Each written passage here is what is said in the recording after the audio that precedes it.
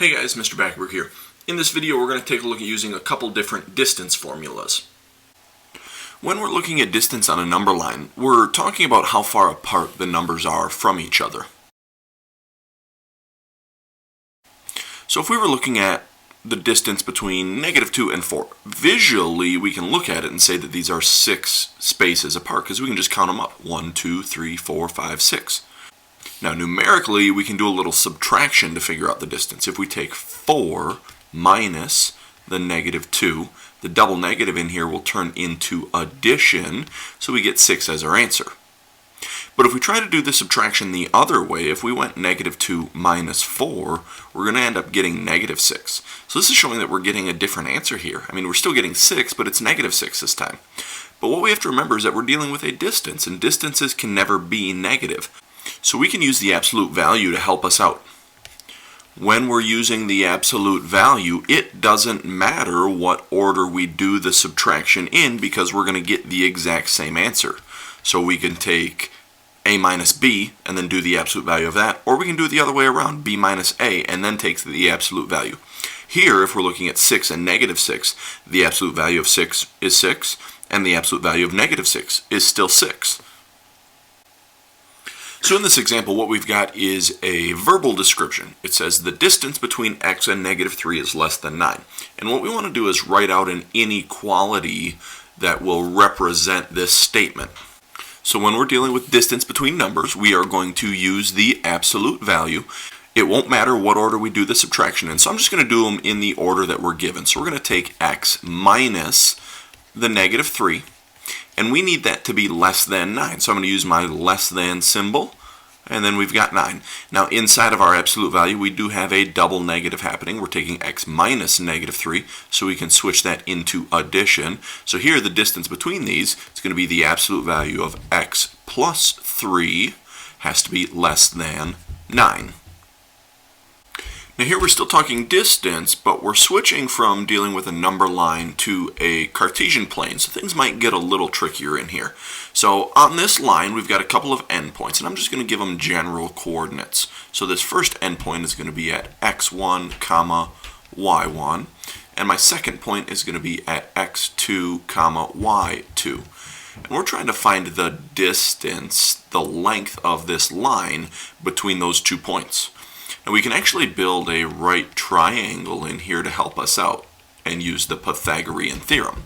So horizontally, this distance between my starting point and my ending point over here is dealing with those x values because x values move us horizontally.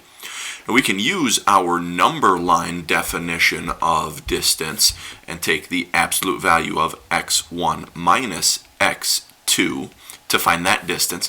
And we can do something similar with the y values as we're looking at this vertical distance. So that'll be the absolute value of y1 minus y2. Now using the Pythagorean theorem in here, remember Pythagorean theorem is a squared plus b squared equals c squared. And remember the c value is always the hypotenuse. So we can fill in d over there on the right hand side. So we've got d squared. Now as far as a and b, we're looking at these absolute value distances. So for the a, I'm going to deal with the x's. So that's going to be the absolute value of x1 minus x2 squared. And then for our b value, we're going to have to throw the y's in there. So the absolute value of y1 minus y2 squared. Now in this case, the absolute value isn't actually necessary because when we square something, we're always going to get a positive result. And that's what the absolute value is doing for us in there. It's giving us a positive result. So I'm actually going to take these absolute value symbols that are currently in here and just switch them into a normal set of parentheses. So this is going to say x1 minus x2 squared, getting rid of the absolute value and replacing it with parentheses. Then I'm going to do the same thing with the y value. So we're going to have y1 minus y2 squared, now inside a set of parentheses instead of the absolute value, equals d squared. But I don't want to know what d squared is, I just want to know what d is. So in order to get rid of the squared power on here, we're going to need to square root both sides. So we get the square root of x1 minus x2 squared plus y1 minus y2 squared as our d value, as our distance. Now typically when we're talking about the distance formula, we put the d value first. So I'm just going to flip this around to say that d equals this big long square root. So this is the distance formula that we're going to use anytime we've got a couple of points out on the Cartesian plane. So in this example, we've got 2 points plotted out on our Cartesian plane. Our first point is at -2, 5, and our second point is at 3, 1, and we want to find the distance between those. So I'm going to write out the distance formula first.